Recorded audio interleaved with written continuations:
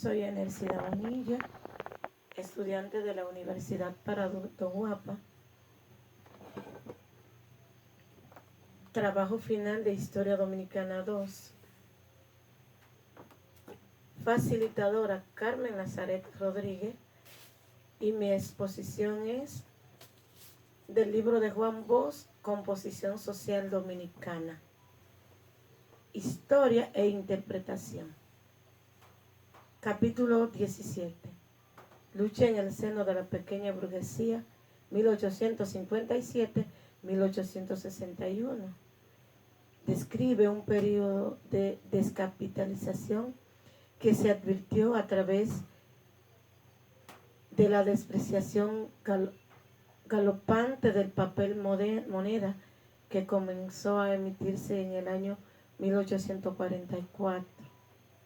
La situación económica existente, la devaluación monetaria y social en el seno de la pequeña burguesía. Hubo un proceso de descapitalización, despreciación monetaria, pobreza extrema, medida del Congreso, luchas sociales, exportación e importación. Se podría describir por un desequilibrio total. El país era muy pobre, con población escasísima y económicamente atrasada. El 1853 fue un año malo, que muestra un descenso considerable en todas las transacciones comerciales. Se debía a que en 1853 hubo menos embarque de caoba, lo que afectó a la economía de la región del sur, y que en cuanto al Cibao, si bien la cosecha de tabaco fue mayor que la de 1852, en cambio fue de peor calidad. Y eso que la calidad del 1852 había sido mala. La pequeña burguesía, ya lo dice la palabra, dispone de medios de producción pequeños y por tanto no puede emplear sino un número también de pequeños obreros asalariados. La situación correspondía en el orden del comercio nacional a un comercio pobre, en el cual los mejores establecimientos no pasaban de ser pulperías grandes. Volviendo al caso del comercio extranjero, ¿qué formaba el grupo de los exportadores e importadores? El capital con que trabajaba procedía de las burguesías comerciales extranjeras. Bae pasó a ser el representante en el 1953 de la alta y mediana burguesía, en la lucha de esta contra el santanismo. Pero cuando las fuerzas sociales del país empezaron a definirse, Bae acabó convirtiéndose en el representante y el líder de la baja pequeña burguesía. Y ya para el 1857, esa baja pequeña burguesía estaba luchando contra la alta y la mediana. Francia y en Inglaterra las luchas sociales eran llevadas a cabo fundamentalmente por los obreros. Y las luchas sociales estaban disfrazadas de luchas políticas. A partir de 1853 y antes del 1857, la pugna política tenía la apariencia de ser una batalla a muerte entre el baecismo y el santanismo. Pero en realidad era una lucha de la pequeña burguesía.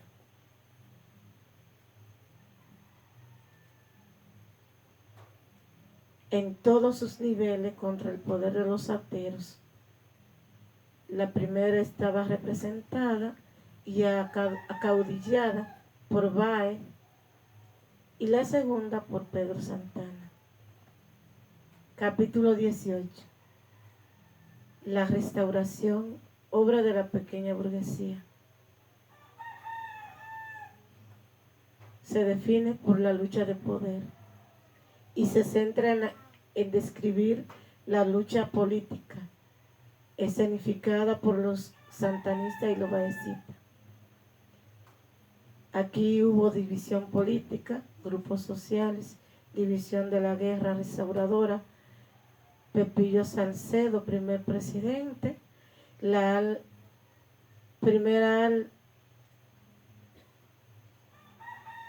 primer acto de revolución en San Francisco de Macorís, la guerra restauradora en la lucha burguesía.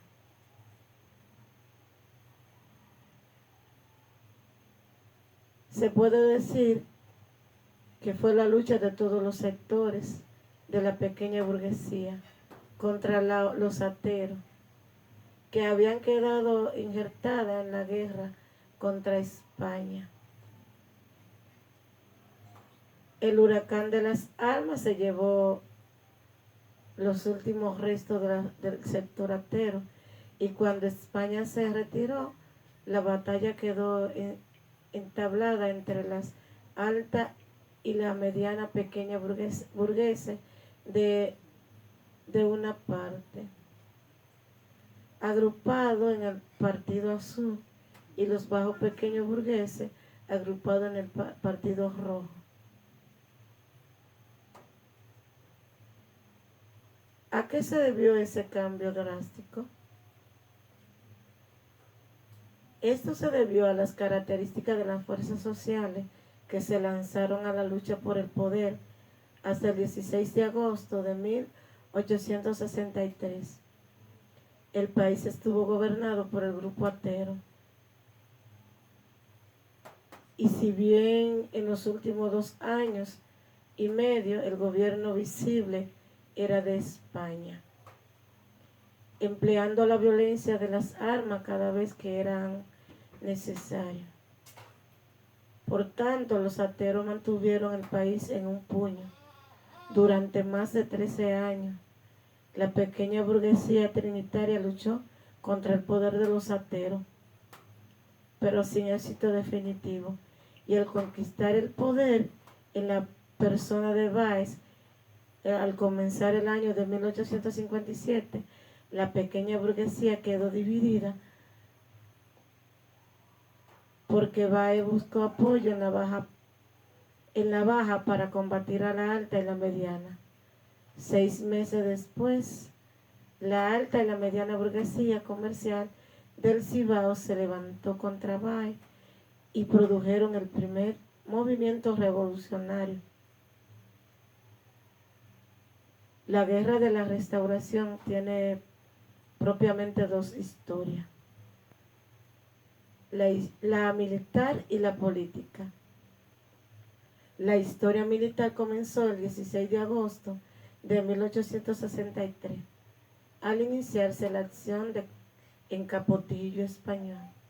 La historia política empezó el 14 de septiembre de ese mismo año, al formarse el gobierno provisional de la Revolución, que encabezó el general Pepillo Salcedo, el primer presidente de la Restauración.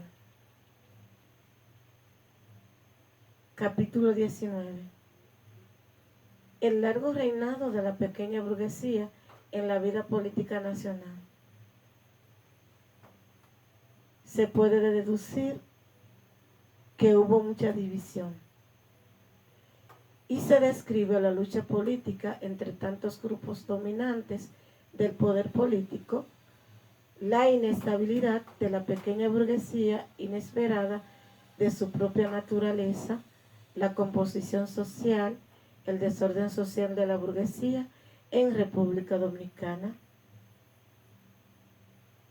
Esta tenía actitudes cambiantes, la anexión terminó, hubo desorden social, falta de industria, no existía una identidad bancaria y creían en métodos liberales.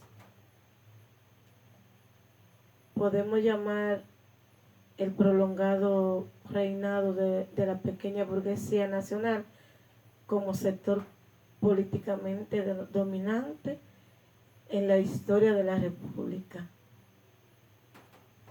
Hallamos épocas que corresponden a los gobiernos encabezados por Valls, en que el poder estaba al servicio de las capas más bajas de la pequeña burguesía, y otras que corresponden al gobierno del Partido Azul, en que el poder estaba en manos de las capas más altas.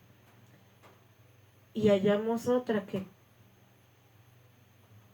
en que la lucha contra la capa más baja, contra la más alta y viceversa. Esto produce resultados desconcertantes y situaciones trascendentes, caóticas. La revolución restauradora fue en verdad la heredera legítima de los trinitarios. Si alguien encarnaba en el país las mejores ideas de la época, eran los jefes restauradores, y además era lo que se habían sacrificado por la patria. La idea más avanzada o progresista, como diríamos hoy, de estos tiempos, eran las de la burguesa liberal.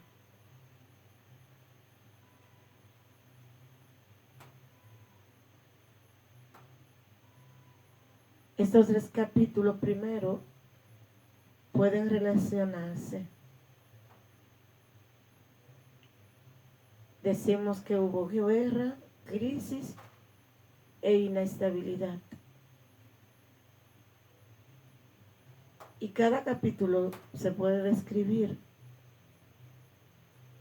inestabilidad, lucha de poder y cambio; devaluación, poder, burguesía; devaluación, lucha y crisis.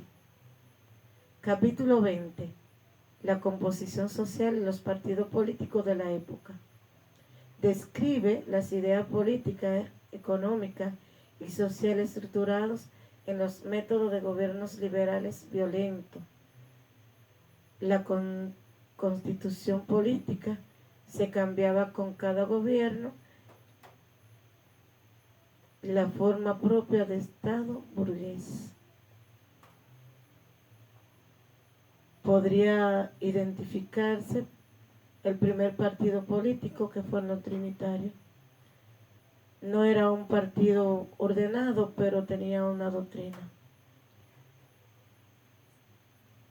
Existían las ideas políticas, económicas y sociales, método de gobierno liberales violentos, fortalecimiento de la pequeña, alta y mediana burguesía entre los años 1844 y 1857. El Partido Rojo, que representaba los intereses y no las ideas; el Partido Azul, el poder de Valls. El primer partido político que conoció el país fue el de los trinitarios.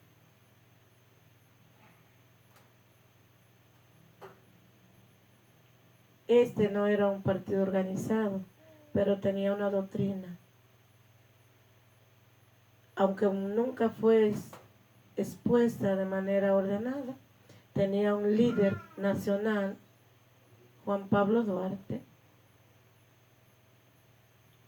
que era respetado por un grupo de líderes trinitarios y representaba los intereses y las ideas de un sector social que era la pequeña burguesía. Al fundarse la Trinitaria, esa era la idea política, económica y social más avanzada del mundo. Como la pequeña burguesía trinitaria era partidaria de los métodos de gobierno basados en la ley y la ley a que ellos aspiraban se representaba en el respeto a la vida, a la libertad y a los clásicos derechos de la burguesía europea. En 1879, año en que tomaron el poder los azules, ni siquiera teníamos un establecimiento bancario. La burguesía era muy pobre. Capítulo 21. El gobierno de los azules o el cambio hacia la sociedad burguesía. Se describe el dominio del partido del régimen azul que mantenía el poder con mucho sufrimiento, una dictadura de 13 años.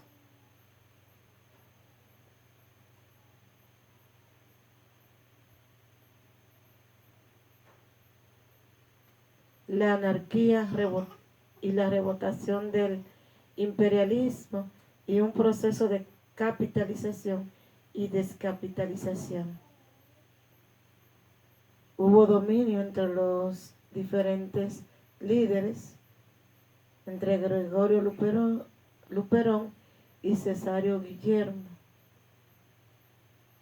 y Ulises Erouz. Hubo dictadura, mucho sufrimiento, rebote de la anarquía, penetración del imperialismo norteamericano, aumento de la producción del azúcar, plantaciones de cacao, café, frutos, entre otros. El 6 de octubre de 1879, el general Gregorio Luperón proclamó en Puerto Plata que desconocía el gobierno de Cesario Guillermo, formaba un gobierno provisional presidido por él, por el general Ulises Erouz, quien iba a ser el Aramado Lilis de nuestra historia. Fue designado ministro de Guerra y Marina y despachado hacia la capital. En 1883, bajo el primer gobierno de Ulises, la producción de azúcar llegó a más del doble de 1880. Con los azules fueron al poder la alta y mediana pequeña burguesía dominicana, pero esos sectores de la pequeña burguesía nacional, demasiado apegados a los procedimientos del Estado burgués liberal, no habría podido mantenerse en el gobierno si no hubiera contado con Ulises. Capítulo 22. De la muerte de Erouz a la muerte de Cáceres. Consiste en los cambios bajos de gobierno de los azules, en el desarrollo de la pequeña burguesía, en el aumento en número de miembros y aumento de la producción y en la incrementación de la distribución y el consumo. Hubo mucha contienda, todos los partidos querían gobernar. Hubo aumento de la población, se formó la sociedad del Bon o Rico, Vencelao Figuereo, los bolos y los azules eran gallos de pelea. La composición social no había cambiado sus fundamentos y todos los sectores públicos crecieron y obviamente Lili murió y Cáceres también. Lo que sucedió fue que la alta pequeña burguesía comercial y agrícola aumentó en base económica. y la profesional aumentó el número de miembros. Todos los sectores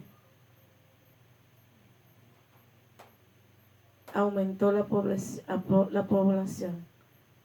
También aumentó la producción y se incrementó la distribución y el consumo.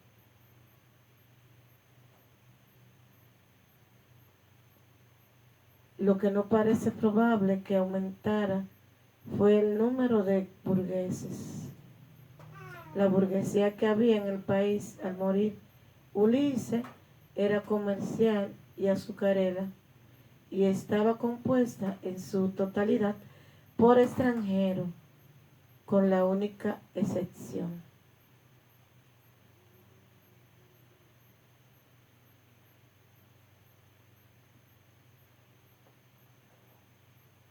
podemos denominar el capítulo 20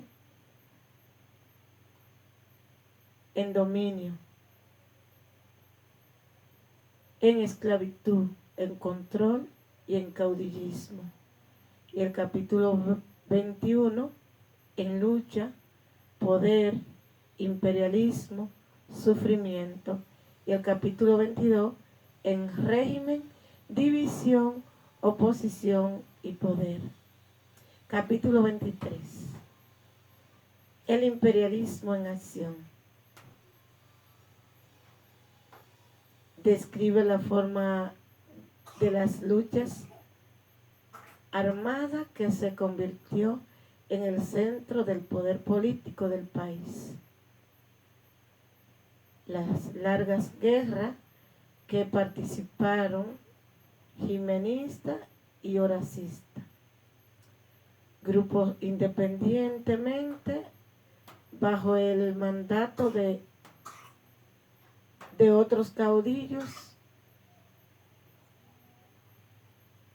regionales y el proceso de la lucha dentro de la pequeña burguesía de la pequeña burguesía dominicana de la época.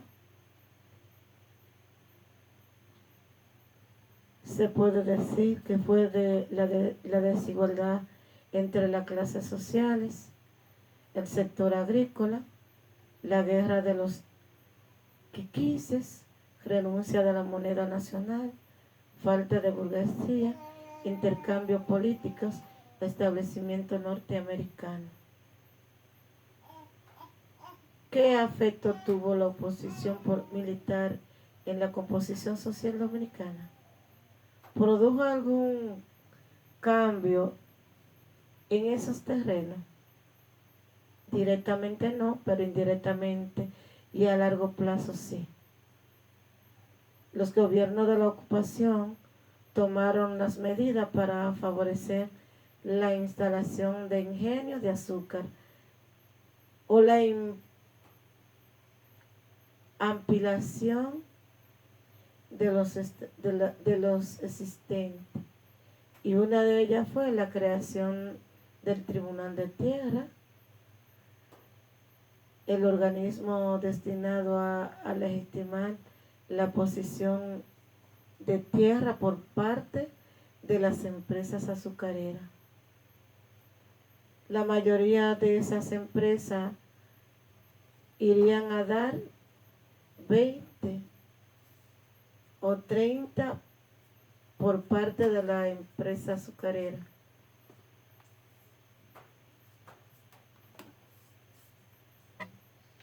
Irían a dar 20 o 30 años después a mano de Trujillo.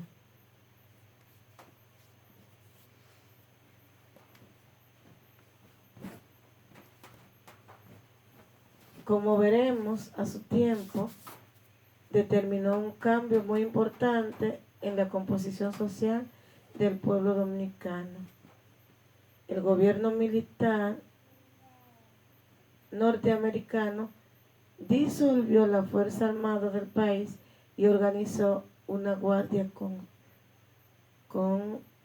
constabularia, que fue la base desde la cual Trujillo se lanzó a la conquista del poder, y el poder político le sirvió a Trujillo para dar el paso personal de pequeño burgués a burgués y para iniciar y mantener sus actividades como empresario del desarrollo industrial del país, lo que naturalmente tuvo resultado trascendentalmente en la composición social dominicana.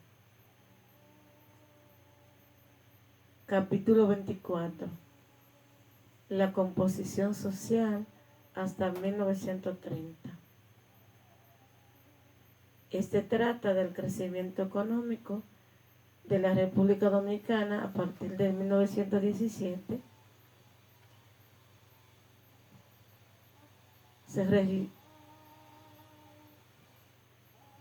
Podría decirse que hubo una alta inflación de la producción de los productos, la danza de los millones, la ley de concepción militar en 1906, la guerra submarina de los alemanes y el registro de mayor capitalización 1917-1920.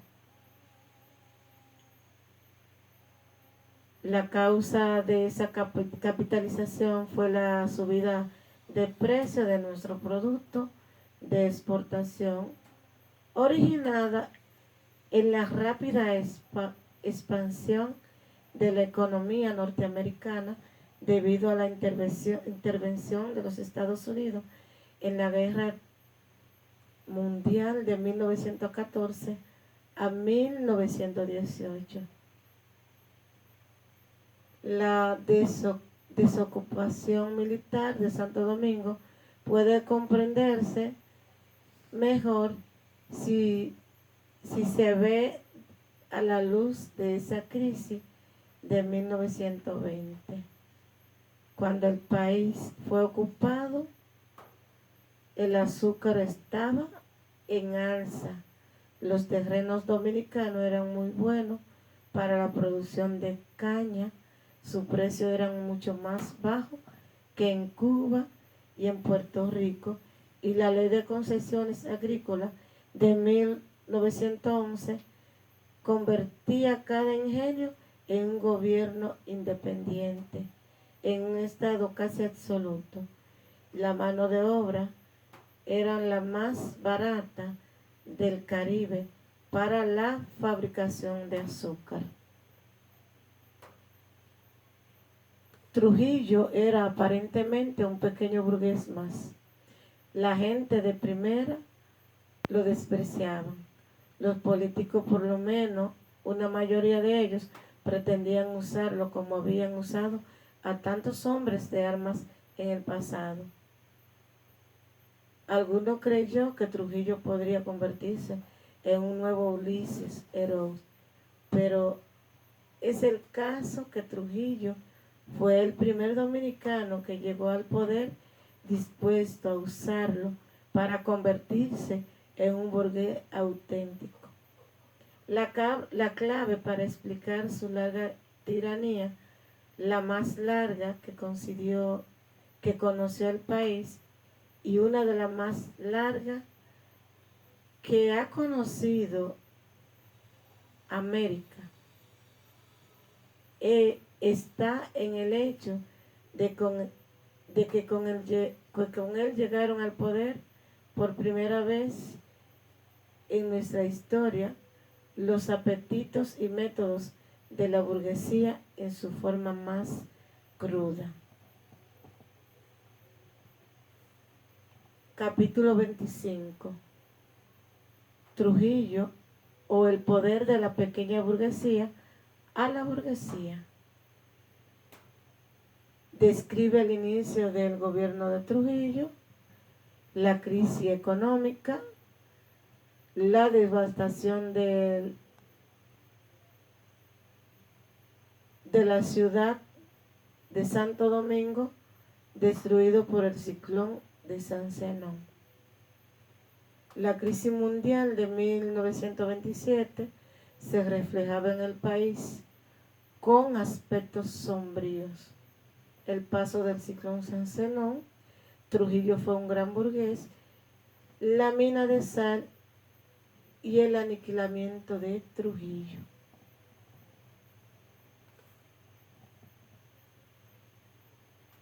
El 6 de agosto de 1930, día en que tomó posesión del cargo de presidente de la República, 3 semanas